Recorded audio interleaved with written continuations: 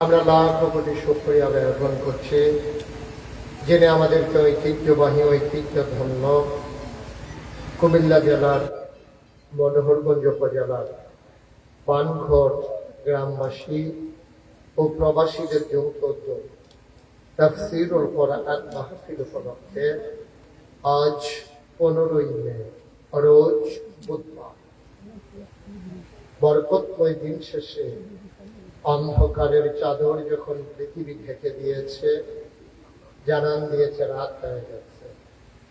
এই মৌসুমে মাহফিলের ভিতরে যখন 50-50 চান্স থাকে, হয় মাহফিল করা যাবে অথবা করা যাবে না, এমন এক দোদুল্য মানবতার মাঝে যিনি মেঘমুক্ত আকাশ, বৃষ্টিমুক্ত রাত আমাদেরকে দান করে দিলেন।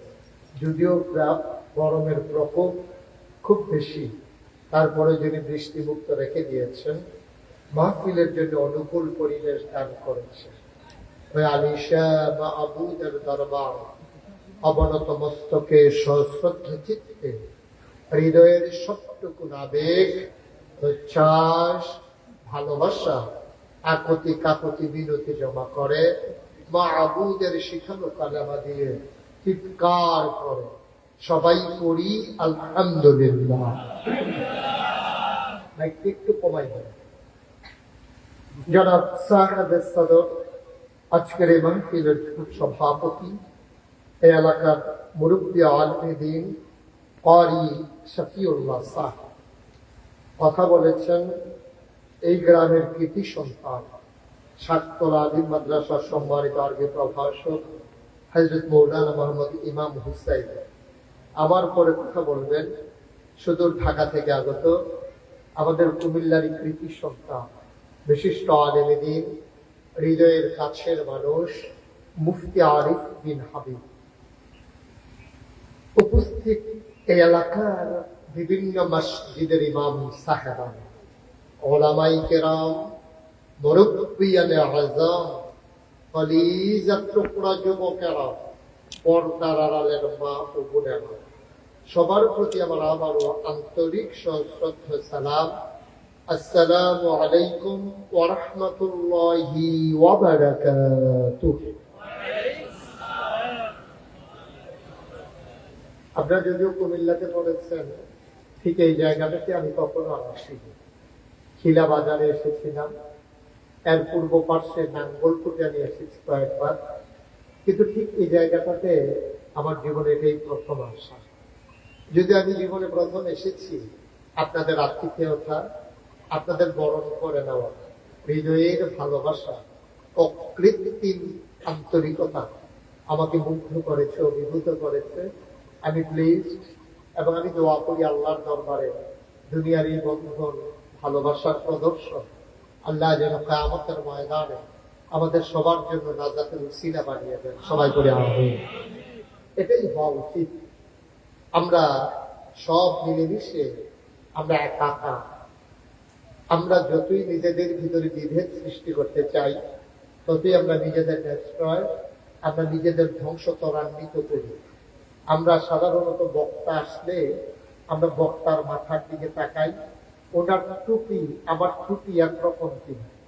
আমরা চাই যে ওনার টুপি যদি একরকম, আমার টুপি আরেক রকম, হ্যাঁ উনি বোধহয় আমাদের না, ওনার পাঞ্জাবি কেমন, তারপরে বক্তার পাঞ্জাবি কেমন, এগুলো আমরা প্রথমত দেখার পরেই আমরা এইগুলা মিলাই ফেলি যে টুপি যেহেতু আমার মতো না, উনি আমার না। আমি বললি মনে করেন টুপি নাই, সমস্যাটা কি হচ্ছে? মনে করেন ওনার মাথায় টুপি নাই, সমস্যা কি?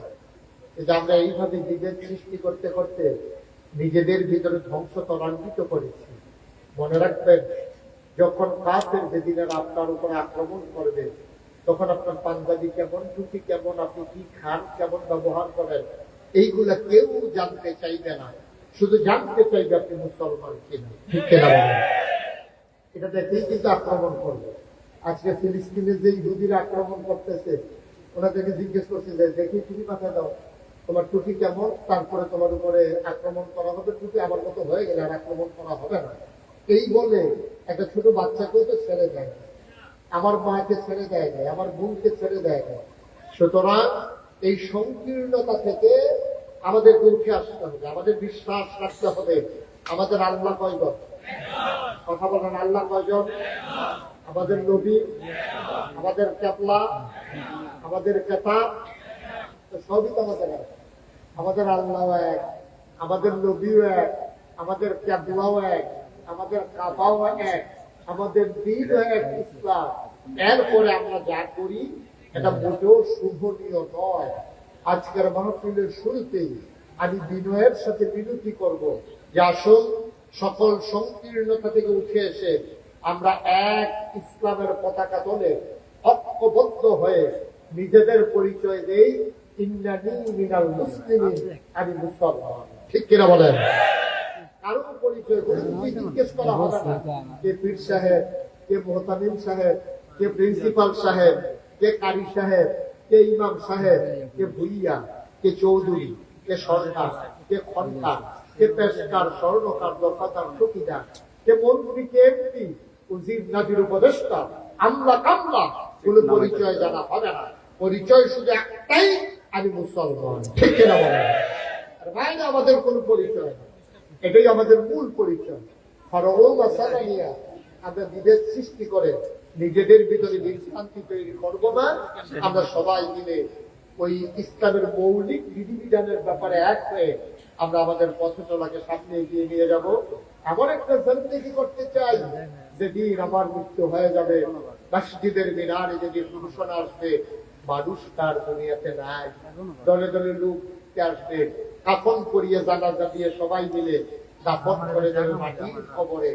আমরা সবাই দেখবে মাটির কবর, আমরা যেন কবরে গিয়ে দেখি মাটির কবর, মাটি নাই, মাটির কবরে জান্নাতের টুকরা হয়ে গেছে। আমাদের একটা জিন্দেগি চাই নাকি চাই না? চাই নাকি চাই না?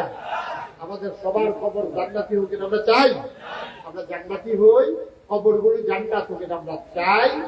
সেই কবরকে জান্নাত বানাতে গেলে, নিজেকে মুসলিম হিসাবে পরিচয় দিতে গেলে কেমন করে নিজেদেরকে গড়ে তুলতে হবে সেই সম্পর্কে আজকের আলোচনা। ওয়া তাওফীকি ইল্লা বিল্লাহ। আল্লাহ যেন কবুল করে, সবাই বলি আমিন। জুড়ে, আরো জুড়ে, আর জন নাই না? এত মানুষ আমিন বললে তো আর অনেক দূর হয়ে যাওয়ার কথা। সবাই বলেন আমিন। যারা দাঁড়িয়ে আছেন বসে পড়ুন। আপনি যে আসছেন সবাই দেখছেন, কষ্ট কথা গাছের ভিতরে দেখা যায়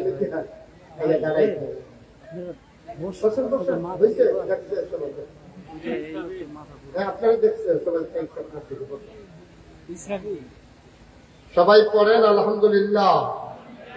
জুড়ে, আমি যখন যেটা বলতে বলি আজকে না জুড়ে, বিয়ের জন্য সবাই মিলে পড়েন সুবহানাল্লাহ, বলেন আলহামদুলিল্লাহ, বলেন আল্লাহু আকবার। শুকরিয়া আদায় করলাম কার? করবো কার? করে যাবো কার? লস না লাভ? কম না বেশি? প্রমাণ আছে নাকি নাই? আমার আল্লাহ রাব্বুল আলামিন কুরআনুল কারীমের কত সুন্দর করে ওয়াজ করে দিলেন। আল্লাহ বলেন লা ইন শাকারতুম লা আযীদান্নাকুম। দুনিয়ার মানুষ নিয়ামতে যদি শুকরিয়া আদায় করবে, যেই নিয়ামতে শুকরিয়া আদায় করবে, শুকরিয়া আদায়ের কারণে ওই নিয়ামত আমার আল্লাহ আরো বহুত গুণে বাড়িয়ে দেবেন। বলেন সুবহানাল্লাহ। আমার আল্লাহ যা বলেন তা করেন নাকি করেন না? কম কম না বেশি বেশি? প্রমাণ আছে নাকি নাই? কুরআনুল কারীমে 30 পারায় সূরা বুরুজের শেষ অংশে কত সুন্দর করে আল্লাহ ওয়াজ করে দিলেন। আল্লাহ বলেন ফাআলুল লিমা ইউরিদ। আমার আল্লাহ এমন আল্লাহ, তার যা মন চায় ওই কাজটাকে আমার আল্লাহ বেশি বেশি করে দেন। বলেন সুবহানাল্লাহ। আল্লাহ দুনিয়ার মানুষের মতো না। দুনিয়ার মানুষ বলে একটা করে আর একটা, ঠিক কিনা? অসুখে পড়লে একরকম, ভালো হয়ে গেলে আর একরকম, ঠিক কিনা? যদি পার হওয়ার আগে একরকম, যদি পার হয়ে গেলে আর একরকম। টাকা হাওলাত নেওয়ার সময় একরকম, ফেরত দেওয়ার সময় আরেক রকম, নির্বাচনে দাঁড়াইলে একরকম, পাশ করার পরে আরেক রকম। ঠিক কিনা? একটু বেশি ঠিক না? কমন পড়ে গেছে না? মুসলমান মন দিয়ে শুনো রে ভাই, আমার আল্লাহ যা বলেন তাই করে দেন। আল্লাহ দুনিয়ার মানুষের মতো না, তিনি কখনো ওয়াদা খেলাপ করেন না। তিনি নিজেই নিজের ব্যাপার ওয়াজ করে দিলেন। আল্লাহ বলেন, ইন্নাকা লা তুখলিফুল মিআদ। আমার আল্লাহ এমন আল্লাহ, তিনি যা ওয়াদা করেন, ওয়াদার খেলাপ করা আমার আল্লাহর জন্য শোভা পায় না। ঠিক কিনা? আমাদের কথার কোনো ঠিক নাই, কাজের কোনো ঠিক নাই। আমরা অসুখে পড়লে একেবারে নরম, যখন অসুখ থেকে ভালো হয়ে যায় আবার হয়ে যায় গরম। ঠিক কিনা বলেন? আমার পরিচিত একজন মানুষ হঠাৎ করে একবার অসুস্থ হয়ে গেল, তো ওনাকে হাসপাতালে নিয়ে যাওয়া হলো। মাসখানেক হাসপাতালে থাকার পরে ওনার ছেলে আমাকে ফোন দিয়া বলতেছে যে হুজুর, আব্বার তো অবস্থা বেশি খারাপ। আমি যে বেশি খারাপ, ওই যে হুজুর ওকে আইয়ে যায় অবস্থা হয়ে গেছে।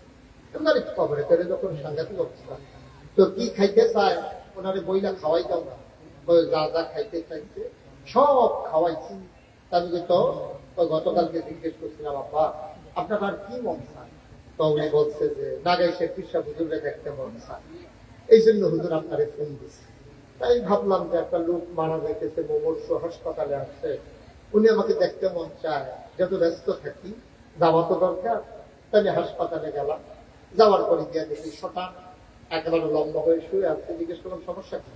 ওই যে হুজুর বাম হাত বাম পা প্যারালাইজ হয়ে গেছে, এটা নাড়াচাড়া করতে পারি না। আমি সবাইকে বললাম সুরা ফাতিহা পড়েন, ইখলাস পড়েন, দুরূদ শরীফ পড়েন। সবাই মিলে দোয়া করলাম। দোয়ার পরে আসার সময় ওনার পাশে তো আমি বসা ছিলাম, তো দেখি গালের ভিতরে এমনি খোসা খোসা দাড়ি দেখা যায়। ওই যে আগে দাড়ি কামাইতো, তো ওই যে এক মাস যে হাসপাতালে আর কামানোর সুযোগ পায় না, একটু বড় বড় হচ্ছে। আমি গালের ভিতরে হাত দিয়া বললাম যে দাড়ি কি রাখতেই দিচ্ছেন? তো ওই লোক চোখের পানি ছাইড়া দেখে কি হুজুর, মনে করলাম যার বাস মুখ হয়ে গেছে, কোন সময় বইটা দেখা দাড়ি গুলো লইয়ে মরি, কিন্তু মরেন না, দাড়ি লইয়ে মরেন। আমি তো দোয়া দোয়া করে দিয়ে এসে করছি। মাসখানেক পরে আল্লাহর খাস মেহরবানি সুস্থ হয়েছে। ওনার সাথে বাজারের ভিতরে দেখা, দেখি কামাই একবারে সমান। আমি বললাম কি আপনি যে আমাদের বললেন দাড়ি রাখা দিচ্ছেন, কামাই লিখছেন কি? হুজুর শরীর আমার সব লাগেতে ভালো, যেহেতু শরীর লাগেতে ভালো, আর তো দাড়ির আমার দরকার নাই, আবার খারাপ হইলে আবার রাখবো। আহারে মুসলমান, নাউজুবিল্লাহ বলবেন না? জোরে বলবেন না নাউজুবিল্লাহ? মুসলমান মন দিয়ে শুনো রে ভাই, আল্লাহ তাবারক ওয়া তাআলা বড় আদর করে তোমাকে মানুষ বানিয়েছেন। তিনি ইচ্ছে করলে আপনাকে, আমাকে, আমাদের সবাইকে, তিনি ইচ্ছে করলে জন্তু জানোয়ার, গরু ছাগল, শিয়াল কুকুর, বারবার লোক যে কোনো জানোয়ার বানাইলে পারতেন, একটা মশা বানাইলো, আমাদের বলার কিছু ছিল না। কিন্তু তিনি বড়ই মেহেরবান, তিনি আপনাকে আমাকে মানুষ বানাইয়া আমাদের উপাধি দিয়ে দিলেন, আমরা আশরাফুল মাখলুকাত। ঠিক কিনা? দয়া করে যারা বসেছে মাছের মতো নিষ্পলক নয়নে, খরগোশের মতো কান খাড়া করে শুধু আমার দিকে তাকাইতে, কথা মনে থাকবে? আপনার ভিতরে কয়েকবার চাইছেন নিজের আপনার, শুধু আমার দিকে তাকাইয়া মনোযোগের সাথে শুনবেন। মানুষের নজর যেদিকে যায়, মানুষের মনোযোগও সেদিকে। শুধু আপনি আমার দিকে যখন তাকাই থাকবেন, তখন আমার কথাগুলো আপনার জন্য সহজ হবে, বুঝতে সহজ হবে। আল্লাহ যেন কবুল করে, সবাই করি আমিন। জোরে আরো জোরে। আল্লাহ তাবারক ওয়া তাআলা আমাদেরকে মানুষ বানিয়েছে। আপনি খেয়াল করে দেখেছেন, এই মানুষ বানানোর পরে আপনাকে যদি আল্লাহ অর্ধাঙ্গ বিকলাঙ্গ, চোখের জায়গায় চোখ রেখে দৃষ্টিশক্তি কেড়ে নিতে পারছেন। কিন্তু আমাদের হাফিজ সাহেব, হ্যাঁ মাশাআল্লাহ, আমার সাথে দৌড়ে দেখা যাচ্ছে, চোখে দেখা। সাহসী মানুষ হাফিজ সাহেব কিতাব পড়ছেন, কিন্তু চোখে দেখেন না। আচ্ছা, ওনাকে যদি জিজ্ঞেস করেন পৃথিবীটা কেমন, উনি বলতে পারবেন না। ওনার মনে একটা আকুতি, আহারে শুনি সুন্দর পৃথিবী, সবুজ তো আমি যেমন দেখি, কালোটা আমি তো দেখিই না। সুতরাং আল্লাহ তাআলা আপনাকে চোখের জায়গায় চোখ রেখে দৃষ্টি শক্তি দিলেন, পায়ের জায়গায় পা রেখে হাঁটার ক্ষমতা দিলেন, হাতের জায়গায় হাত রেখে ধরার ক্ষমতা দিলেন, কানের জায়গায় কান রেখে শোনার ক্ষমতা দিলেন। সুবহানাল্লাহ বলবেন না? মুখ রেখে কথা বলার ক্ষমতা দিলেন। অবন্ধ মন দিয়ে শুনুন, তোমাকে আমাকে মানুষ বানানোর পরে আল্লাহ যদি আপনাকে আমাকে অর্ধাঙ্গ বিকলাঙ্গ বানাতেন, আমি লাকসাম রেল স্টেশনে বসে বসে ভিক্ষা চাইতাম, হয়তো খিলা বাজারে, নাথের পেটুয়া বাজারে আমি বাস আসলে মানুষের কাছে সাহায্য চাইতাম, তিনি তাও পারলেন না। তিনি আপনাকে আমাকে পরিপূর্ণ একটা মানুষ বানিয়ে দিলেন। বলেন সুবহানাল্লাহ। আপনার অনুভূতি সৃষ্টি হওয়ার জন্য, আপনি আল্লাহর মাকবুল বান্দা হওয়ার জন্য আপনার নিজের দিকে তাকাই দিন যথেষ্ট। আপনি আলোচনা শোনা রাখেন, আপনি নিজের দিকে তাকান, আপনি একটা অন্ধ মানুষের দিকে তাকান, আপনি সব দেখেন, উনি দেখেন না। আপনি হাতে উনি হাঁটতে পারেন না, আপনি শুনেন উনি শুনেন না। এরকম মানুষগুলো দেখলে অটোমেটিক আপনার মাথাটা নিচু হয়ে আসবে। সুবহানাল্লাহ বলবেন না? মুসলমান 1 নম্বরে মানুষ বানালো, 2 নম্বরে পূর্ণাঙ্গ মানুষ বানালো, 3 নম্বরে তিনি ইহুদির ঘরে জন্ম দিলে পারতেন, খ্রিস্টানের ঘরে জন্ম দিলে পারতেন, হিন্দুর ঘরে জন্ম দিলে পারতেন, তিনি তাও করলেন না। জন্মসূত্রে মুসলমান মা বাবার ঘরে জন্ম দিয়া জন্মসূত্রেই আমাদেরকে মুসলমান বানাই দিলেন। ঠিক কিনা? শুধু কি তাই? মুসলমান বানানোর পরে আদম আলাইহিস সালাম থেকে শুরু করি ঈসা নবী পর্যন্ত যে কোন একজন নবীর উম্মত বানাইলে পারতেন, তিনি তাও পারলেন না। এমন একজন নবীর উম্মত বানাইলেন যেই নবীর উম্মত হওয়ার জন্য অন্যান্য নবী রাসূলেরাও দরখাস্ত দিয়েছেন, কোন দরখাস্ত দেওয়া লাগে নাই। দয়া করে তিনি আমাদেরকে আখেরি জামানার নবীর উম্মত বানিয়েছেন। বলেন সুবহানাল্লাহ। শুধু কি তাই? এই আখেরি জামানার নবীর উম্মত বানানোর পরে মাথার উপর একটা আকাশ দিলেন খুঁটি ছাড়া, জমিন দিলেন সমতল করে, পৃথিবী যেন হঠাৎ করে নড়ে চড়ে না উঠে। জায়গায় জায়গায় আল্লাহ পেরেক বসিয়ে দিলেন। তুমি যদি বলো পেরেক হই, আমি বলবো পেরেক মাটির নিচে। তুমি যদি বলো পেরেকের মাথা কই, আমি বলবো খাগড়াছড়ি, বান্দরবন, রাঙ্গামাটি, ময়নামতি ক্যান্টনমেন্ট। ঘুরে ঘুরে দেখো, ওই যে দেখো পাহাড়, এইগুলো পাহাড় না, এইগুলাই পেরেকের মাথা। আকাশ দিলেন খুঁটি ছাড়া, জমিন দিলেন সমতল করে, পাহাড় বানালেন পেরেকের মাথা করে। শুধু কি তাই? কুলো কুলো বেগে বয়ে যাওয়া নদী, নদীর ভিতরে পানি, পানির ভিতরে মাছ, নদীর কিনারে গাছ, গাছের ভিতরে ফুল, ফুলের পরে ফল, নারিকেল গাছের মাথায় ডাব, ডাবের ভিতরে শরবত, আখের ভিতরে রস। সুবহানাল্লাহ কয় না? সব তিনি দিলেন, তিনি আমার আল্লাহ। কোন নিয়ামত তুমি স্বীকার করবে? এজন্য আমি প্রায় বলি, পৃথিবীর সব গাছ কলম বানাইয়া, সাগরের সব জল কালি বানাইয়া, পৃথিবীর সব গাছ কলম বানাইয়া, সাগরের সব জল কালি বানাইয়া, তোমার গুণ যদি লিখে যাই আমি, তোমার গুণ যদি লিখে যাই আমি, হবে না, হবে না শেষ হে অন্তর্যামী। শেষ করা যাবে? কথা বলেন, শেষ করা যাবে? শেষ করা। বন্ধুরা আমার, ভাইরা আমার, মন দিয়ে শুনুন ভাই। আল্লাহ তাআলা এই দুনিয়ার ভিতরে মানুষ করে পাঠানোর পরে তোমাকে আমাকে এমনি এমনি ছেড়ে দেন নাই। কোন পথে গেলে জান্নাত, কোন পথে গেলে জাহান্নাম, কোন পথে গেলে লাভ, কোন পথে গেলে লোকসান, কোন পথে ভালো, কোন পথে মন্দ, কোন পথে কল্যাণ, কোন পথে অকল্যাণ, কোন পথে শিরক বিদআত, কোন পথে তাওহীদ রিসালাত, কোন পথে কুফর, কোন পথে ইসলাম জানানোর জন্য যুগে যুগে নবী এবং রাসূল দিয়েছেন। ও বন্ধু, ১৫০০ বছর আগে আমার নবীর নবুয়ত যখন প্রকাশ পেল, আল্লাহর নবী মুহাম্মদুর রাসূলুল্লাহ সাল্লাল্লাহু আলাইহি ওয়াসাল্লাম নবীর নাম শুনলে কি করতে হয়?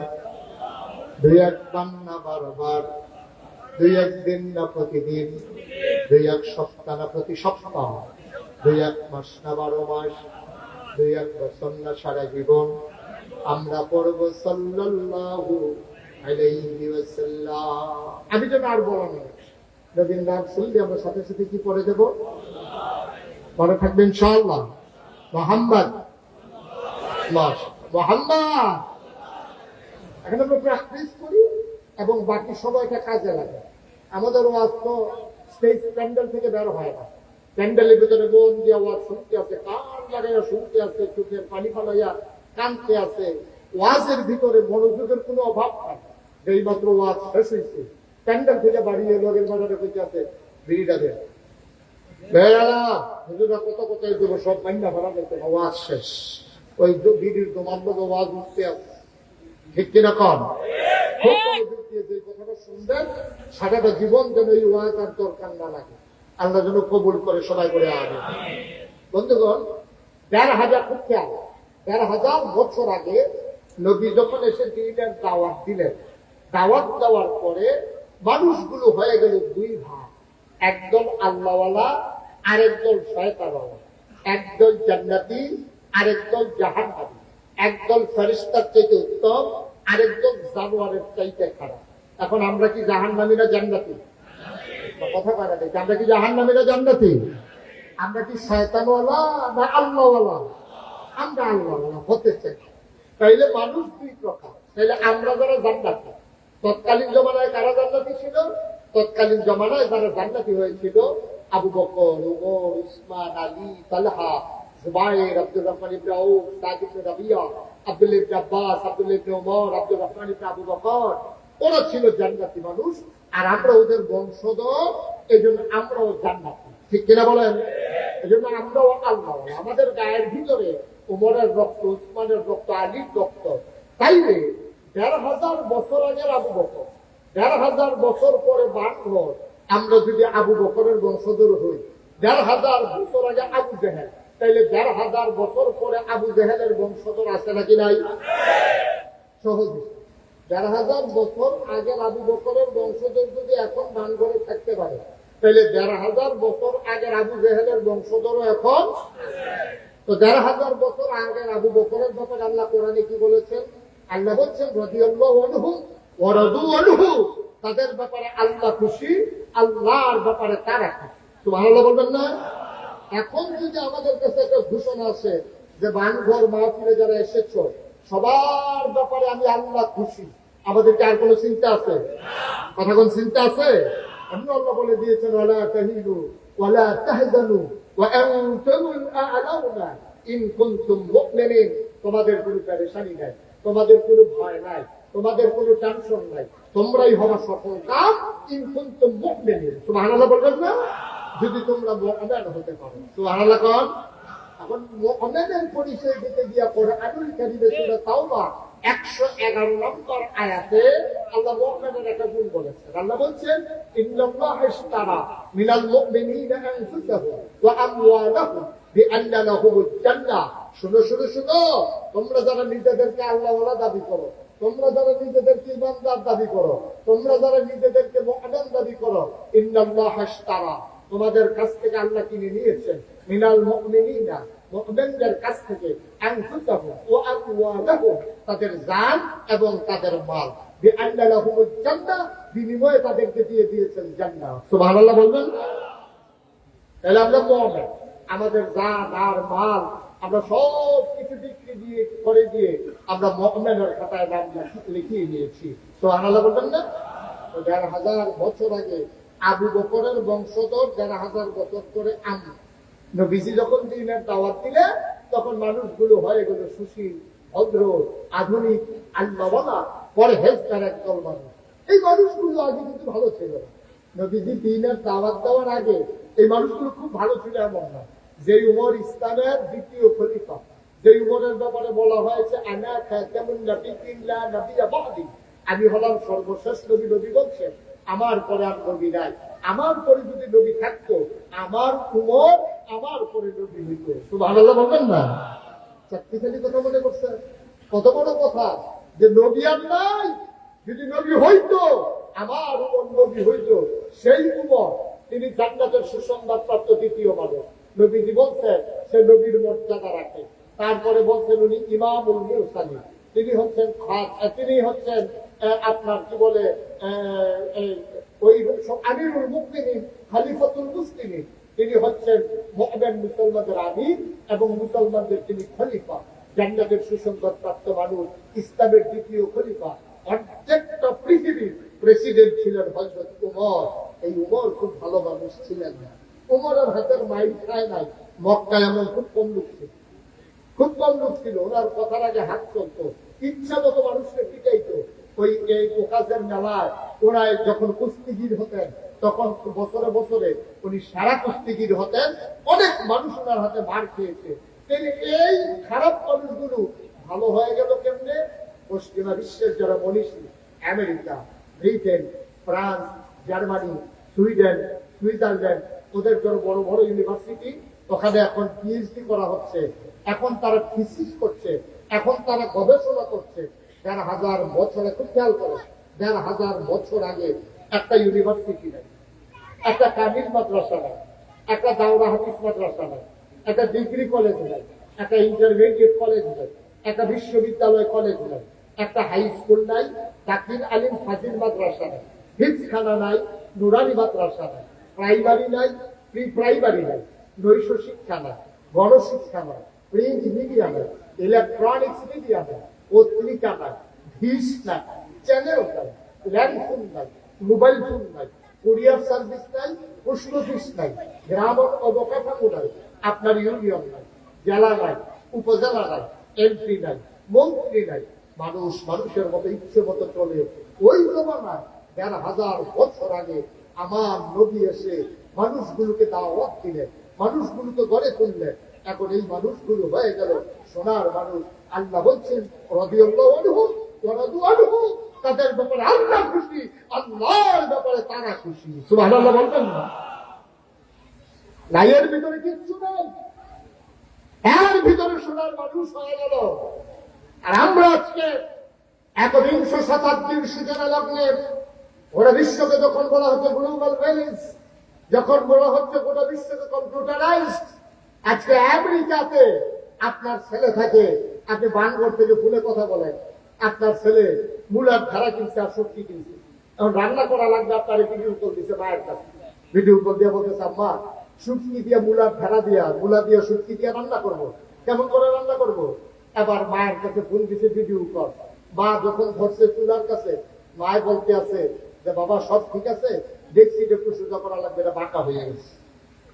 আমেরিকার দেখছি সোজা করে বানগড়ের মোবাইল, আপনি কি মনে করছেন? চাকরি করে কথা মনে করেছেন? কিন্তু সমস্যা হচ্ছে এই ১,৫০০ বছর আগে নবীজি মানুষ বানাইছিলেন সোনার মানুষ। আমরা অনেক দূরে গিয়েছি, সোনার ঘরের জায়গায় টিনের ঘর হয়েছে, টিনের ঘরের জায়গায় বিল্ডিং হয়েছে, একতলার জায়গায় ৫ তলা হয়েছে, সাধারণ ঘরগুলো শীততাপ নিয়ন্ত্রিত হয়েছে। কিন্তু আমরা আজকে ব্যবসায় হয়ে গেছি, এই জাতি ধ্বংস হয়ে গেছে, মানুষ আর মানুষের নাই পশুতে পরিণত হয়েছে। ঠিক কিনা? ১,৫০০ বছর আগে নবী পারলেন, আমরা কেন পারলাম না? কারণটা কি? ১৭৫৭ সালে খুব খেয়াল, ১৭৫৭ সালের ২৩শে জুন নবাব সিরাজউদ্দৌলাকে পরাজিত করে ইংরেজ লাট বাহাদুরা ভারত উপমহাদেশের ক্ষমতা নিয়েছে। ১৯৪৭ সালের ১৪ই আগস্ট এই ২০০ বছর ইংরেজরা শাসন করেছে, শোষণ করেছে। ইংরেজরা যাওয়ার পরে পাকিস্তানিরা এসেছে, পাকিস্তানের মানুষগুলো আমাদের উপরে শোষণ করেছে। পাকিস্তান গিয়েছে ১৯৭১ সালে ২৬শে মার্চ এক মহান ঘোষণার মাধ্যমে আমরা রক্তক্ষয়ী অসম যুদ্ধে ছাপিয়ে পড়ব। আমার দেশ স্বাধীন হলো ১৯৭১ সালের ১৬ই ডিসেম্বর।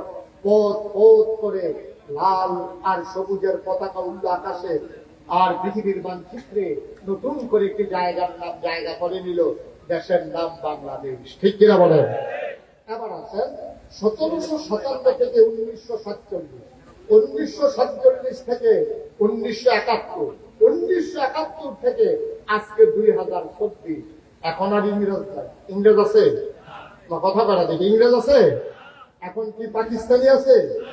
এখন মেম্বারও আমাদের, ভোটারও আমাদের, চেয়ারম্যানও আমাদের, ভোটারও আমাদের, এমপিও আমাদের, মন্ত্রী আমাদের, আমলাও আমাদের, কামলাও আমাদের, পিসাবও আমাদের, মুরিদও আমাদের, প্রিন্সিপালও আমাদের, ছাত্রও আমাদের, রিক্সাওয়ালাও আমাদের, রিক্সায় চড়ে যারা তারাও আমাদের। এখন আর ইংরেজ নাই, এখন আর ওই পাকিস্তানি নাই, এখন সব আমাদের। আমরা কামলা, মন্ত্রী, এমপি, উজির, নাজির, উপদেষ্টা সব আমাদের। আগে আমরা দোষ দিয়েছি পাকিস্তানি আমাদের উপরে জুলুম করেছে, আগে আমরা দোষ দিয়েছি যে ব্রিটিশরা আমাদের উপরে শোষণ করেছে। এখন যদি 2024 সালে স্বাধীনতার ৫৫ বছর পরে আমি যদি এখন জিজ্ঞেস করি, ঠিক আছে তাইলে এতদিন ইংরেজরা শোষণ করেছে, পাকিস্তানিরা শাসন করেছে, জুলুম করেছে, এখন তো সব আমাদের, মেম্বার থেকে শুরু করে টপ টু বটম সব জায়গায় আমাদের গ্রুপ, তাইলে এখন ব্রিজের ভিতরে রোডের মধ্যে বাস চাইছে। এখন কে যায়? এখন তো পাকিস্তানি নেই। আছে পাকিস্তানি? এখন ইংরেজ আছে? এখন কে দেয় বাস? যে বাস কে দেয়? এখন পাকিস্তানিদেরকে দোষ দেওয়া যাবে? এই বাস আমরাই দিই। ঠিক কিনা বলেন? আমরা এতদিন পরে স্বাধীনতার ৫৫ বছর পরে আমরা পারলাম না, আর পারবো কবে? সম্ভাবনা নাই। কেন পারলাম না? না পারার কারণ হলো নবীজি সোনার মানুষ বানিয়েছিলেন কোরআন দিয়া, আর আমরা সোনার মানুষ বানাইতে চাই কোরআনকে চেপিয়ে পিটিয়ে বিদায় করে দিয়া। ঠিক কিনা বলেন? কাগজে পত্রে সোনার বাংলা, আর আমরা খেয়াল করে দেখেছি চকিদার থেকে শুরু করে সর্বোচ্চ মহল পর্যন্ত সব জায়গায় সোনার বাংলায় সোনার মানুষের বদলে পাওয়া গেছে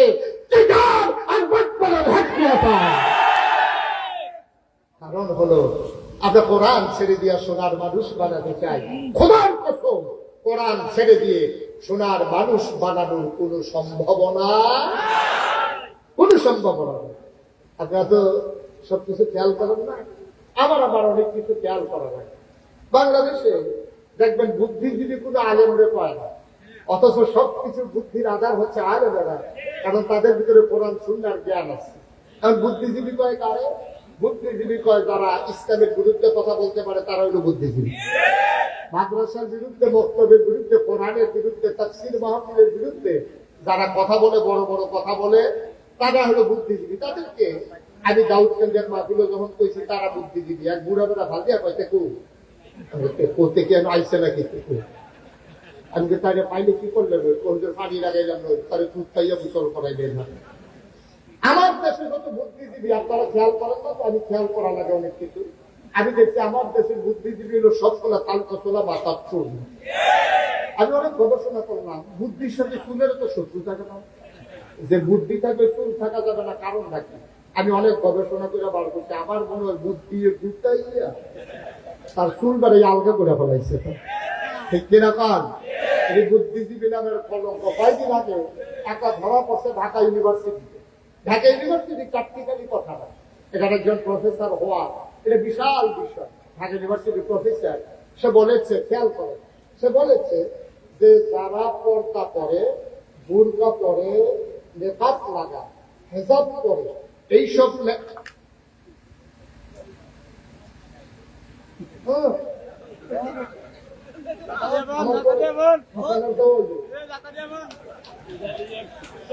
খেলার মাইকে উঠতে গেলে না না হাসানোর তো ওই আপনার মাইকে দিয়ে উনি উঠতে দেখতে দোহানটা খুললে সস্তি না কয় বাহিতে শুরু এলো তো বেশি ফাঁকিয়ে বইয়া থাক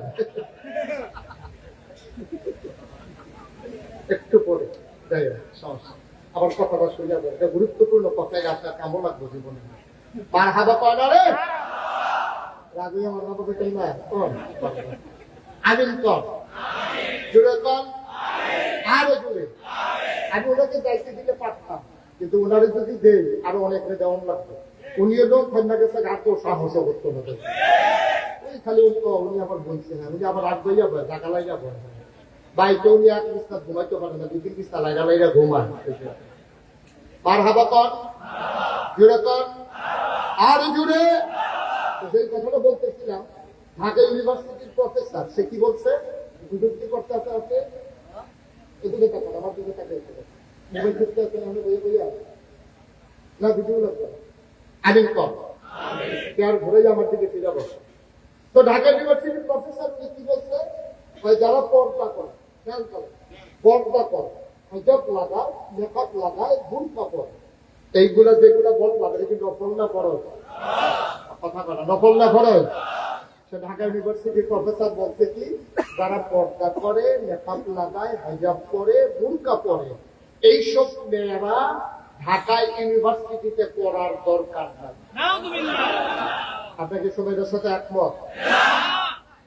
পড়ার দরকার নাই, এটা একমত? তারা ঢাকা ইউনিভার্সিটি চলে আমাদের ট্যাক্সের টাকা, আমরা হইলাম কর্মকর্তা কর্মচারী, আমরা হইলাম মালিক পক্ষ। আমাদের ট্যাক্সের টাকায়, আমাদের ভ্যাটের টাকায় তাদের বেতন হয়।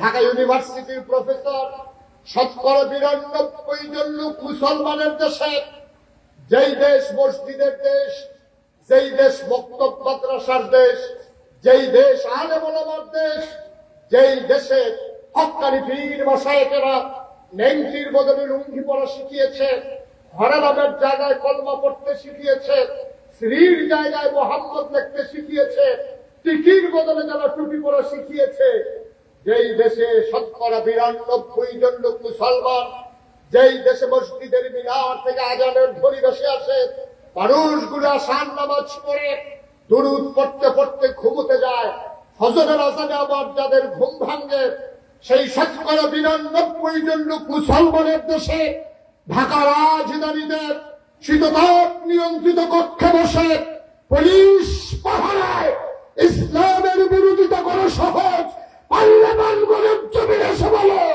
পিঠায় চাল দাঁড়িয়ে ঢাকা দেওয়া যাবে না।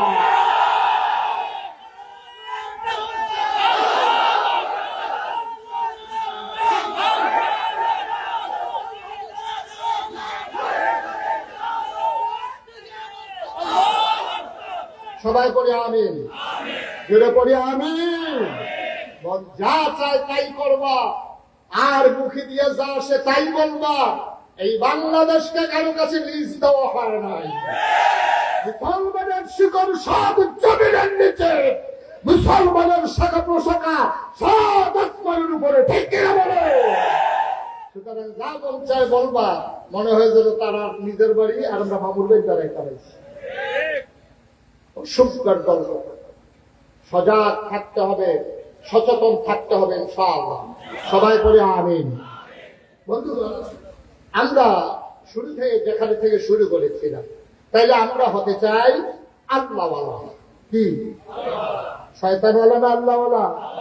জাহান্নামীরা জান্নাতি, তাহলে জাহান্নামী যারা তাদের ব্যাপারে, যারা জান্নাতি তাদের ব্যাপারে কথা হলো রাদিয়াল্লাহু আনহু ওয়া রাদু আনহু।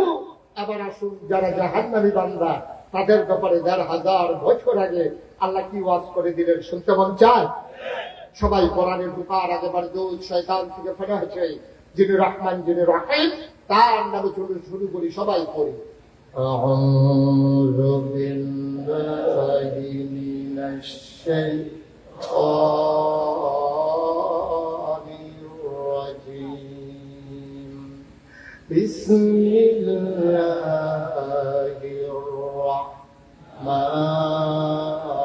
রাহমানির রাহিম। ওয়ালাহুম কুলুবুন লা ইয়াফকাহুনা বিহা ওয়ালাহুম আ'য়ুনুন লা ইউবসিরুনা বিহা ওয়ালাহুম আযানুন লা ইয়াসমাউনা বিহা উলাইকাল আনআম বাল হুম আযাল। আল্লাহ কয়, শোনো শোনো শোনো, দুনিয়ার ভিতরে একদল মানুষ আছে, ওয়ালাহুম কুলুবুন লা ইয়াফকাহুনা বিহা, তাদের মন আছে বুঝে না, ওয়ালাহুম আ'য়ুনুন লা ইউবসিরুনা বিহা, তাদের চোখ আছে তারা দেখে না, ওয়ালাহুম আযানুন লা ইয়াসমাউনা বিহা, তাদের কান আছে তারা শুনে না। আমরা বলি মাওলা ও রব্বে করিম, এটা আবার কেমন মানুষ? মন আছে বুঝে না, চোখ আছে দেখে না, কান আছে শুনে না, এটা আবার কেমন মানুষ? আল্লাহ কয় আমি কি বলছি নাকি মানুষ? উলাইকা কাল আনআম, ওরা হলো চতুষ্পদ জানোয়ারের মতো। আমি বলি আল্লাহ সে কি জানোয়ার? আল্লাহ কয় না, বালুহুম আযাল, জানোয়ারের কিছু বুঝ আছে, এই ব্যাকফলের তাও নাই। ঠিক কিনা? ও মুসলমান, শুরুতেই বলেছিলাম আমরা সবাই জান্নাতি হতে চাই, চাই নাকি চাই না? জান্নাতি হতে গেলে মৌলিক তিনটা জিনিসের ভিতরে তোমাকে বিশ্বাস রাখা লাগবে।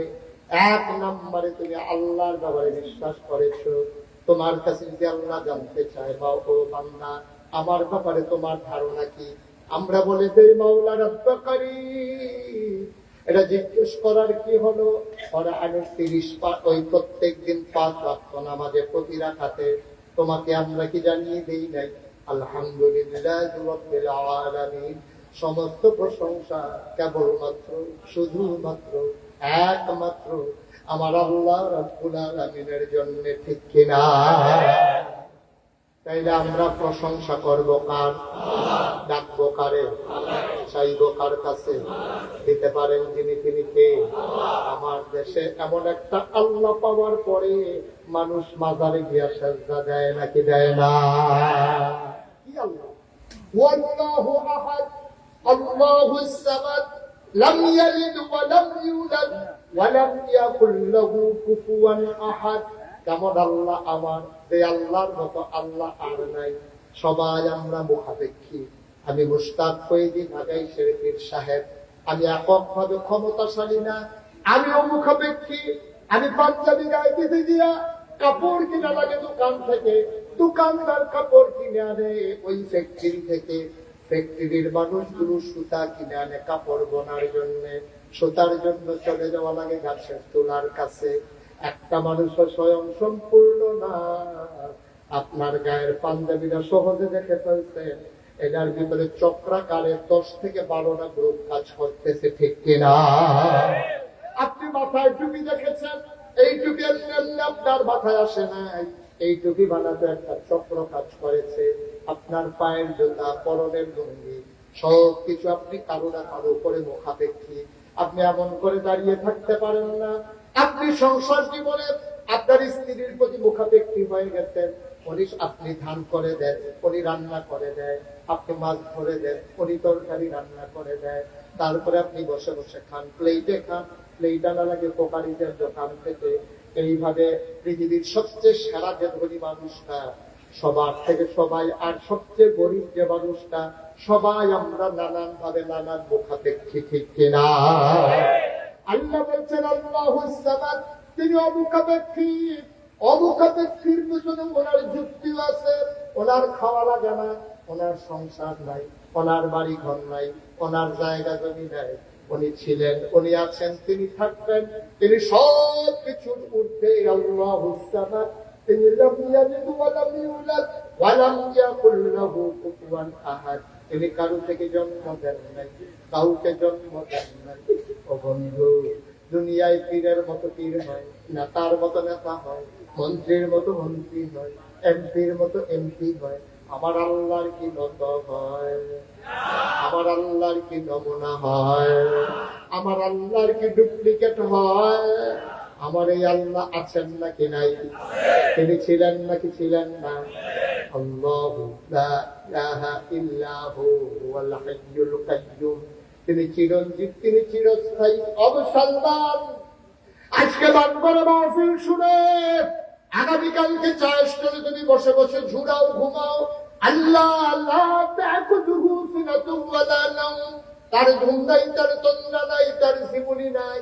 তিনি ছিলেন, তিনি আছেন, তিনি থাকবেন, তিনি রহমান, তিনি রাহিম, তিনি হাইয়ুল কাইয়্যুম, তিনি প্রেমময়, তিনি ওয়াদুদ।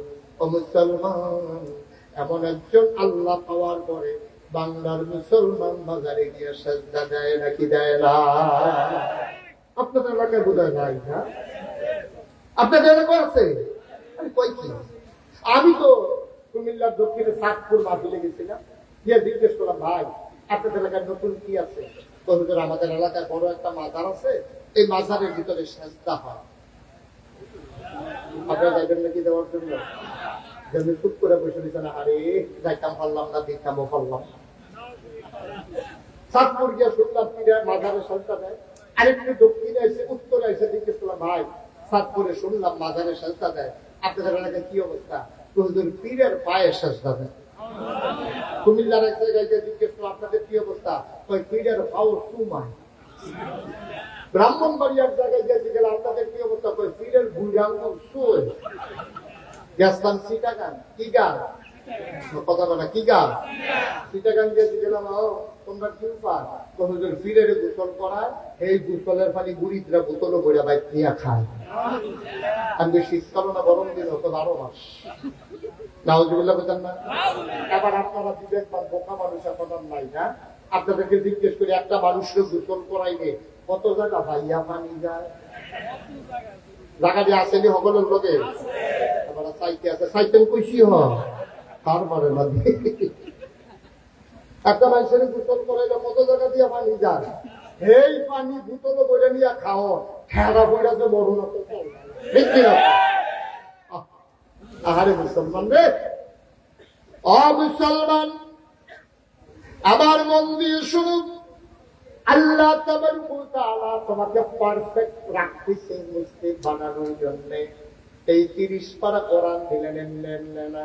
তুমি চেয়েছিলে ইহদিনাস সিরাতাল মুস্তাকিম, হে আল্লাহ আমার সহজ সরল রাস্তা দেখাও। আল্লাহ কয় যালিকাল কিতাবু লা রাইবা ফি হুদাল লিল মুত্তাকিন, তোমরা যারা সহজ সরল রাস্তা চাও এই 30 পারা কোরআন নাও। হুদাল লিল মুত্তাকিন, ভয় পাওয়া মানুষের জন্য এই কোরআন হলো হেদায়েত। বলো সুবহানাল্লাহ। কোরআনুল কারীমে 21 পারায় সর্বশেষ সূরা সূরা আহজাব 73টা আয়াত 9টা রুকু। আল্লাহ কত সুন্দর করে দেখে কয়, ইয়া আইয়ুহান নবী, হে নবী, আত্তাকিল্লাহ, আপনি ভয় পাবেন শুধুমাত্র কেবলমাত্র একমাত্র আমার আল্লাহকে। ঠিক কিনা? আমরা ভয় পাবো কারে? পুলিশ, র্যাব, গোয়েন্দা, দলীয় ক্যাডার, গ্রামের সরকার, মন্ত্রী, এমপি, ভয় পাবো কারে? কথা কয় না, কারে? কেবলমাত্র কারে? শুধুমাত্র কারে? একমাত্র কারে? আজব কারবার কি জানেন? আমরা বাংলাদেশের মুসলমান আল্লাহরে ডরানোর কথা, আর আমরা মুসলমানেরা আল্লাহরে ছাড়া সবাইরে ডরে। শুধু ডরায় না আল্লাহরে, আনলে সবাইরে ডরায়। এই নারিকেল গাছের টিনের সালের ভিতরে এই যে চলুয়ে নারকেল খেয়েছে, এইটা বসছে, এবার রাত দিয়ে উঠছে, রাস্তা দিয়ে একটা সাতটা ব্রাশ হয়েছে, এবার রাত দিয়ে আরেকবার উঠে উড়ে গেছে। এদিন কম সমগ এক কুত্তায় প্রস্তাব দিচ্ছে, একটা হল দেখে ফালিক করে। আমরা দেশের মুসলমান ভয় পায় না শুধু আল্লাহরে, আল্লাহ ছাড়া সবাই ভয় পায়। ঠিক কিনা বলে? অথচ আল্লাহ বলছে, ইয়া আইয়ুহান নবী, হে নবী, ইত্তাকিল্লাহ, আপনি ভয় পাবেন শুধুমাত্র কেবলমাত্র একমাত্র আল্লাহকে। সুবহানাল্লাহ বলবেন না? নবীকে বলার উদ্দেশ্য, নবীরা নবী এমনি আল্লাহরে ভয় পায়। নবীর উপরে জুলুম নির্যাতন কম হয় নাই। নবী কোনোভাবে আপোষ করে নাই। নবী কোনোদিনও কারো কাছে মাথা নত করে নাই। দেশ ছেড়েছে, পরিবার পরিজন ছেড়েছে।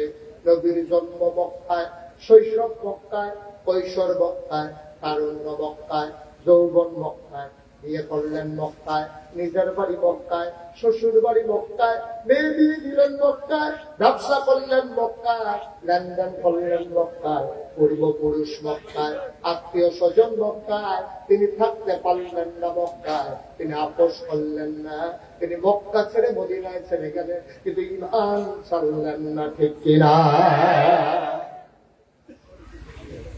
বাংলার মুসলমান দিন মানার কারণে লাখ সাত ছেড়ে কেউ 14 গ্রাম যাওয়া লাগে নাই, 14 গ্রাম ছেড়ে কেউ ফেনী যাওয়া লাগে নাই। অথচ আল্লাহর নবী মক্কা ছেড়ে মদিনায় যাওয়া লেগেছে। তাইলে বোঝা গেল আমরা আপোষ করে ফেলেছি, আমার নবী আপোষ করেন নাই। ঠিক কিনা? ঈমান বড় মজবুত জিনিস। আমার নবী মক্কা ছেড়ে মদিনায় চলে গেলেন, তিনি আপোষ করেন নাই, অবিচল রাস্তা নিয়ে দাঁড়িয়েছিলেন। হাজার হাজার বছর আগে আপনার আমার যিনি জাতির পিতা ইব্রাহিম আলাইহিস সালাম, তিনি আপোষ করেন নাই। আমাদের আদি পিতা আদম, তিনি আপোষ করেন নাই। আদমের সানি নূহ, তিনি আপোষ করেন নাই। ইব্রাহিম আলাইহিস সালাম আপোষ করেন নাই। মূসা ফেরাউনের সাথে আপোষ করেন নাই। ইব্রাহিম নমরুদের সাথে আপোষ করেন নাই। আর মূসা আলাইহিস সালাম যেমন করে অটল অবিচল রাস্তা নিয়ে দাঁড়িয়েছিলেন, আমাদের যিনি জাতির পিতা ইব্রাহিম, তিনিও যেমন আপোষ করেন নাই, অটল অবিচল দাঁড়িয়েছিলেন। আজকের মুসলমান সাক্ষী দিতে হবে, নাজরানা পেশ করতে হবে, ইমানের ব্যাপারে, দ্বীনের ব্যাপারে আপোষ করার কোন সুযোগ নাই। ঠিক না? আর আপোষ করবেন তো দুনিয়া থেকে ইমান নিয়ে চলে যাওয়া যাবে না। দেখেন, হাজার হাজার বছর আগে আমাদের যিনি জাতির পিতা ইব্রাহিম, কি নাম? মহামানা দেখি, ইব্রাহিম আলাইহিস সালামের জামানায় নমরুদ যখন, খুব খেয়াল করে শুনেন, দেখেন ইসলাম কারে করে। ১,৫০০ বছর আগে নবীজির মাধ্যমে আল্লাহ জানিয়ে দিলেন আমাদেরকে সেই কথাগুলো। ইব্রাহিম আলাইহিস সালামের জামানায় নমরুদ যখন তিনি ঘোষণা দিলেন, আনা রাব্বুকুমুল আ'লা, আমি হলাম সবচেয়ে বড় খোদা। সবাই বলল অবশ্যই আপনি বড় খোদা। নমরুদের আব্বা, ইব্রাহিমের আব্বা, ইব্রাহিমের আম্মা, মুশরিক ইয়াতি, বংশধর, অজপাড়া গায়ের মানুষ, শহরের মানুষ, মন্ত্রী, এমপি, উপদেষ্টা, দেশের ভিতরে দুটো মানুষ ছিল, সবাই নমরুদকে সাজদা দিয়েছিল। নাউজুবিল্লাহ বলতাম না? আমাদের আব্বা প্রমাণ করে দিয়েছে, আমার আব্বা ওই দলে, আমার আম্মা ওই দলে, আমার গোষ্ঠী জ্ঞাতি দেশবাসী সবাই এক দলে, শুধু ইব্রাহিম আমাদের আব্বা একা একা একা দাঁড়িয়ে আছে। তিনি একা দাঁড়িয়ে কেমন করে অটল অবিচল পাহাড়ের মতো ইমান নিয়ে দাঁড়িয়েছিলেন। যখন সবাই মিলে সাজদা দিচ্ছে, সবাই দল বেঁধে নমরুদের পায়ে সাজদা দিতে আছে। গোয়েন্দা ছিলেন, কথা বলে, গোয়েন্দা ছিলেন না? গোপন কথা যে কানে কানে কয় তার কই গোয়েন্দা। গোয়েন্দার আইসা নমরুদের কানে কানে বলতেছে যে আল্লাহ কারে কয়, কারে কয়। মাশাআল্লাহ, সচেতনতা। আপনি তো বলতে পারছেন কারে কয়। দাউদ কাজী মাদুরের জিজ্ঞেস আমি যদি কারেও কয়, তা হবে না দাঁড়াই আপনাকে আমাকে হেন আসলাম নাকি কারে কয়। নমরুদের কানে কানে গোয়েন্দারা আল্লাহ কয় কি, সবাই আপনার সাজদা দিছে, একজন তো দেয় না। সে কি নাম? তার নাম ইব্রাহিম। তার আব্বার নাম কি? আজর। ওটা কয়েকজনকে বাপ থাকতে ছেলের সাথে গিয়ে কথা নিয়ে আসো। আজরকে যখন জিজ্ঞেস করছে, আজর তোমার ছেলে ইব্রাহিম কই? মেলা তিনটা আছে, মাঠেই আছে। না, গোপন সূত্রে খবর পেয়েছি আমার সাজদা দেওয়া লাগবে, এই জন্য তোমার ছেলে মাঠে আসে নাই। দেখেন আমাদের যিনি জাতির পিতা কেমন করে আমাদেরকে শিখিয়ে দিয়ে গেছে ইমান নিয়ে একাকি কেমন করে দাঁড়িয়ে দাঁড়িয়ে থাকা লাগে। উনি চলে গেলেন। আজর যখন খুঁজে পায় না ছেলেকে, দৌড়ে এসে বাড়িতে গিয়ে দেখে ইব্রাহিম আলাইহিস সালাম আমাদের আব্বা, আমাদের কি জোরে কয় না, আমাদের কি, আমাদের আব্বা, উনি কাঁথা গায়ে দিয়া, কাঁথা মুড়ি দিয়া নখ গাইকে ঘুমাইতে আছে। আমাদের আব্বা সবাই সাজদা দিতে আছে, আব্বা ঘুমায়। আমাদের দাদা আজর ইয়ে ডাকিছে কিরে, সবাই সাজদা দিতে আছে আল্লাহরে, আর তুই যেখানে শুয়ে রয়েছে ছোটটা কি? আমাদের আব্বা একটা বুদ্ধিপূর্ণ যুক্তিপূর্ণ একটা জবাব দিয়েছিলেন। সেই জবাবটা আমরা যেন শুনে শুনে 2024 সালে কোনো কারণে আটকা পড়ে গেলে সেই প্রশ্নের জবাব আমরা যেন আব্বার থেকে শুনে শুনে দিয়ে দিতে পারি। আল্লাহ আমাদের জন্য এই জন্য কোরআনুল কারীম আব্বার জবাবটাকে কোট করে দিয়েছেন। যখন দাদা আজর জিজ্ঞেস করছে কি ব্যাপার, তুমি সাজদা দিতে যাও না কোনো মাঠে? আমাদের আব্বা ইব্রাহিম মুচকি হেসে বলেছিলেন, আব্বা আমি তো যাইতে চাইছিলাম, আমি অসুস্থ, আমার শরীর ভালো না, এই জন্য যাইতে পারি নাই। সুবহানাল্লাহ বলবেন না? চিন্তা করে দেখেছেন, চিন্তা করে দেখেছেন? আব্বার বাপ একদিকে, আমাদের দাদা দাদি 14 গোষ্ঠী বংশধর, চাচা চাচি, একেবারে খালু মামা, সবাই মিলে ইব্রাহিম আলাইহিস সালামের জমানায় সবাই মিলে সাজদা দিল নমরুদকে। আমাদের আব্বা ইব্রাহিম কি সাজদা দিছে? কি বুঝাইতে চাইলেন? তিনি বুঝিয়ে দিলেন, ও আমার সন্তানেরা, এমন একটা সময় আসবে পরিবেশটা তোমাদের প্রতিকূলে চলে যাবে, তোমাদের জন্য ঈমান নিয়ে বেঁচে থাকা কঠিন। তোমাদেরকে শিখিয়ে দিলাম কেমন করে একাই অটল পাহাড়ের মতো দাঁড়িয়ে থাকা লাগে। তোমরাও যখন এমন একাকী হয়ে যাবে, আমি তোমাদের আব্বা যেমন করে সাজদা নাজি একাই দাঁড়িয়েছিলাম, এমন যখন দিন আসবে তখন তোমরা একাউন্ট পাহাড়ের মতো দাঁড়িয়ে থাকবে, জীবন দিয়ে দেবে, ইমাম দেবে না। ঠিক কিনা বলো? এখানেই শেষ না, আরো মজার মজার কত কথা। কষ্ট হচ্ছে বোধ আপনাদের, না? ছেড়ে দেওয়া দরকার। আর সামান্য একটু, ইব্রাহিম আলাইহিস সালাম সাজদা তো দিলেন না, উনি ঘুমিয়ে রইলেন। উনি যখন সময় কাটিয়ে দিলেন, আবার ইব্রাহিম আলাইহিস সালামকে গুয়ান দ্বারা আয়েশা কয়েকদিন পরে বলতেছে যে আল্লাহ, আরে কয় নমরুদ, নমরুদ আল্লাহ কয় কি হইছি, ওই দিন ইব্রাহিমের আত্মাইয়া বলছে না যে ইব্রাহিমের শরীর ভালো না, এটা তো ঘুমাইছিল, আমরা গোপনে খবর লইছি শরীর ভালো আছে, আপনারা সরকার অন্য করে চাই তারা তাই নাকি কয়া হয়, ওটাইটা নিয়ে আসো।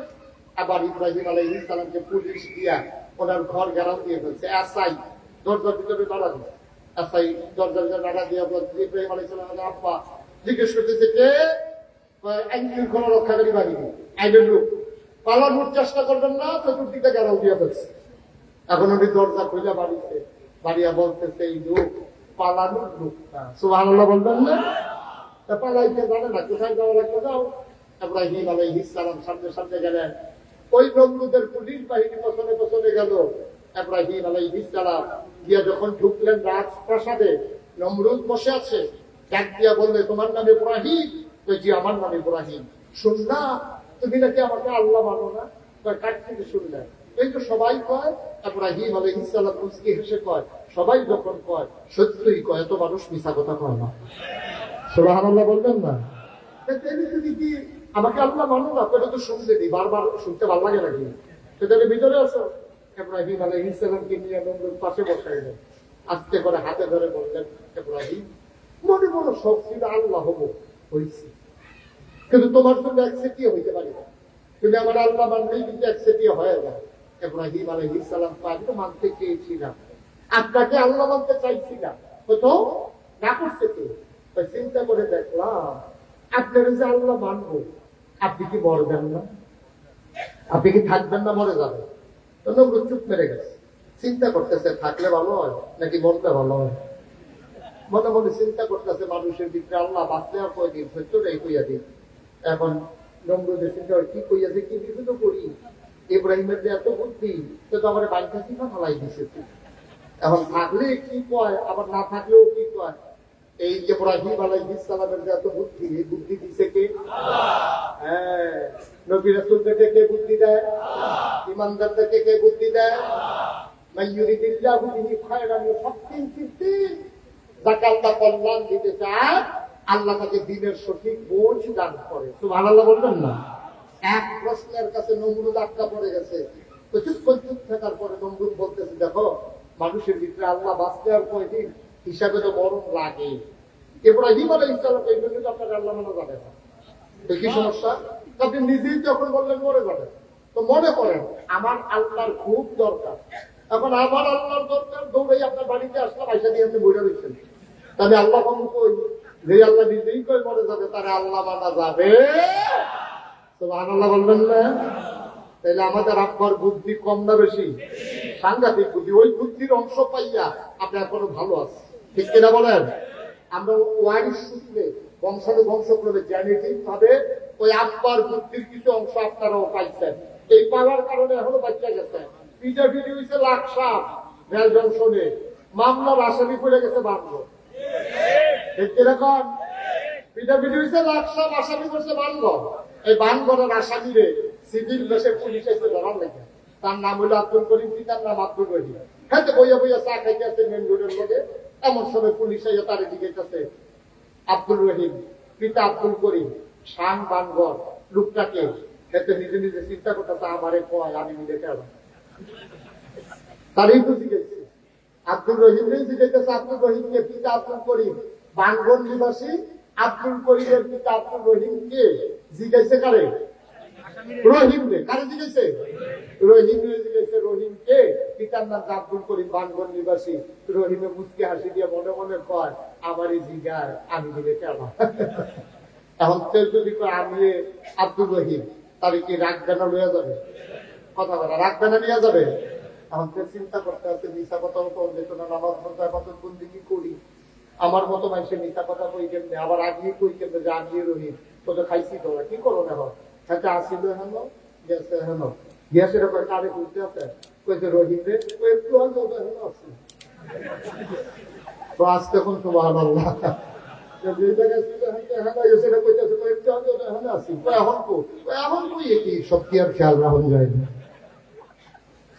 বলবেন না এই বুদ্ধি পাইছে আপনার হাত পাচ্ছে ইব্রাহিম আলাইহিস সালামের কাছে সুবহানাল্লাহ বলবেন না।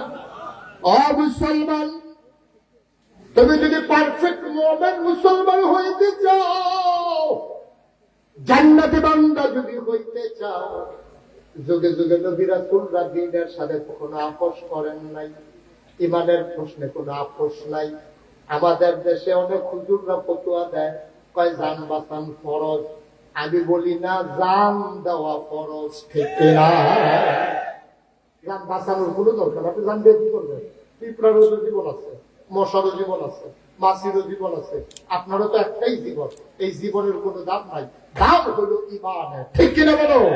সুতরাং আজকে সিদ্ধান্ত নিতে হবে, যদি ঈমান নিয়ে বেঁচে থাকতে চাও, বাংলা হবে, হামলা হবে, জেল জুলুম নির্যাতন হবে, প্রয়োজন জীবন দেওয়া যাবে, ঈমান দেওয়া যাবে না। রাজি আছো কিনা হাত তুলে দেখো।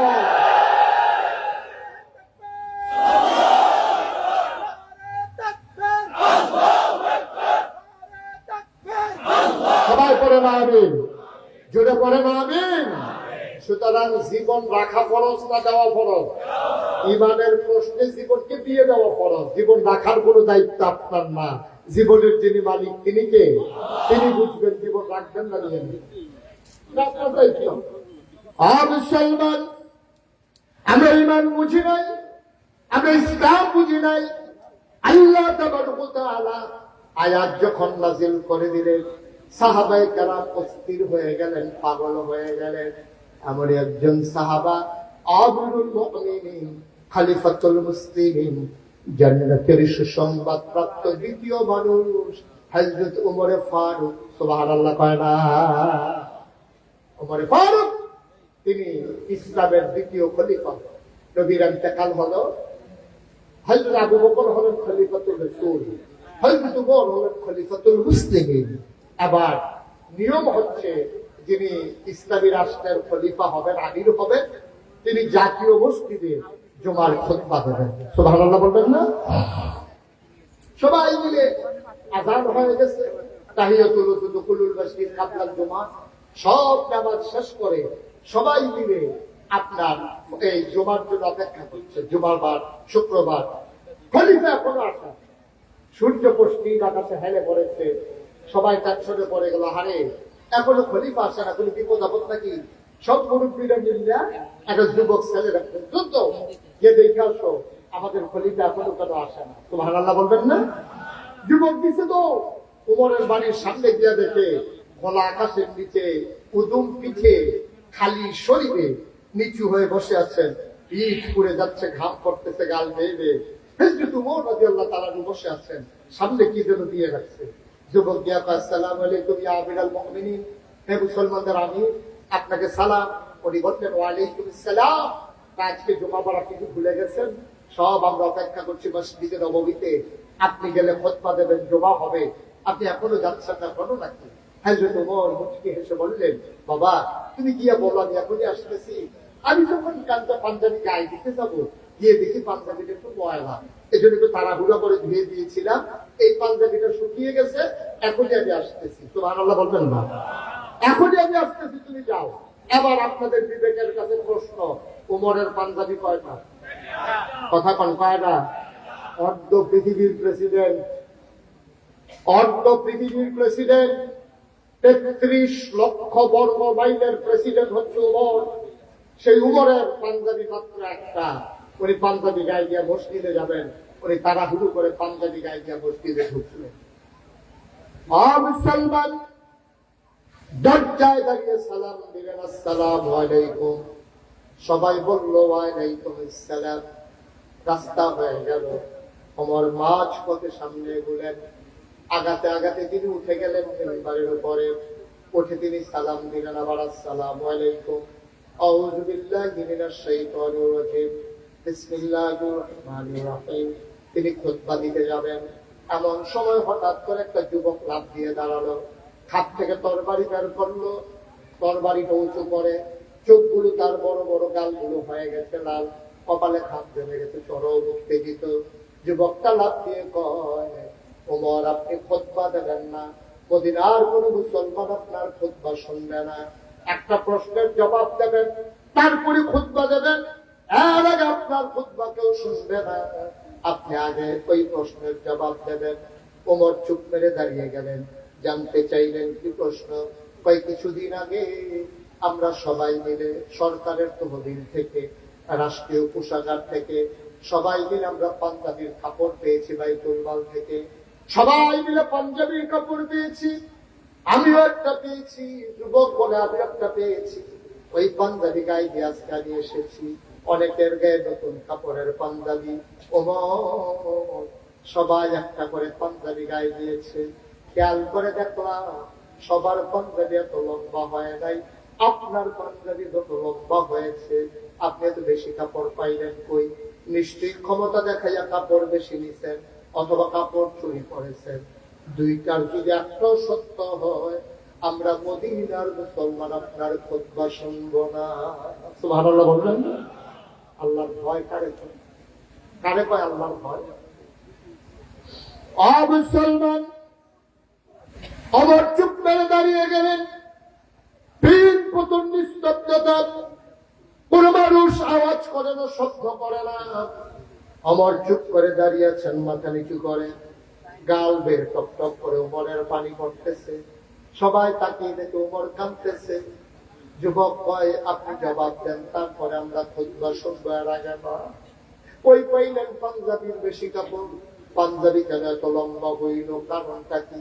নিশ্চয়ই কাপড় চুরি করেছেন, অথবা আপনি খলিফা ক্ষমতা দেখাইয়া কাপড় বেশি নিছেন। জবাব দেবে, তার আগে আমরা কেউ খুতবা শুনবো না। ওমরের গাল বেয়ে টপ টপ করে পানি পড়ে। ওমরের ছেলের নাম আব্দুল্লাহ ইবনে ওমর। তিনি আস্তে করে উঠে দাঁড়ালেন, সবাইকে সালাম দিলেন। ডাক দিয়া কয়, ভাইরা তোমরা জানতে চেয়েছো আমার আব্বার পাঞ্জাবি লম্বা হলো কেমনে? ও ভাইরা, এই জবাবটাকে আব্বাই দেওয়া লাগবে, নাকি আমি জবাব দিলেও তোমাদের সন্তুষ্টি হবা? আমরা জবাব চাই, এই জবাব দিবেন আমাদের দেখার বিষয় না। তুমি যদি সঠিক জবাব দিতে পারো, আমরা যদি জবাবে সন্তুষ্ট হতে পারি, তাইলে আমাদের কোন আপত্তি নাই। তোমার আব্বার পাঞ্জাবি লম্বা হইল কেমনে বলো? ওমরের ছেলে আব্দুল্লাহ ডাক দেয়া কয়, ভাই, ও ভাই, আমার আব্বারে তোমরা চিনো না। প্রতিদিন রাতের বেলা আমার আব্বা যখন ঘরে যায় মসজিদ থেকে, হাঁটু পর্যন্ত লুঙ্গিটা উঠাইয়া আমার আব্বা চামড়ার চাবুক দিয়া পায়ের ভিতরে পিটায়, আর নিজেকে নিজে প্রশ্ন করে বলবে, ওমর, আল্লাহর কাছে জবাব দেওয়ার আগে আমার কাছে জবাব দে।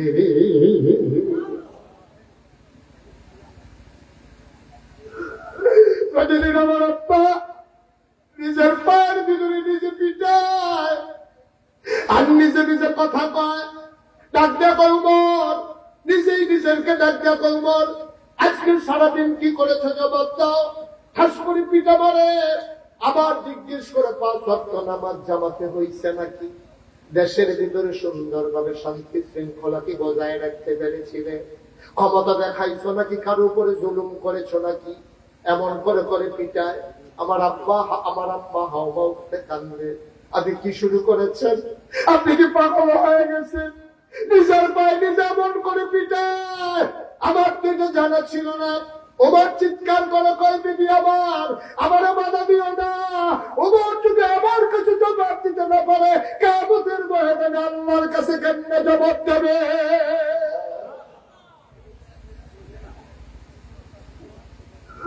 আগে আমার কাছে জবাব দে, তারপরে ওমর কিয়ামতের ময়দানে আল্লাহর কাছে জবাব দেবে। আমার কাছে যদি জবাব দিতে না পারে, আল্লাহর কাছে কেমনে জবাব দিবে? সুতরাং বিবি আমার, বাধা দিও না, বাধা দিও না। ওমরকে জবাবের কাঠ করাই রাখো। আমার আব্বা সেই আব্বা, আমার আব্বা সেই আব্বা। আমার আব্বা নিজের পায়ে নিজে পিটায়, আর তোমাদের কাপড় চুরি করবে না বুঝনা কেমনে? লোকজন করে সাফাই গাইল না, জবাব দাও তোমার আব্বার পাঞ্জাবি লম্বা কেন?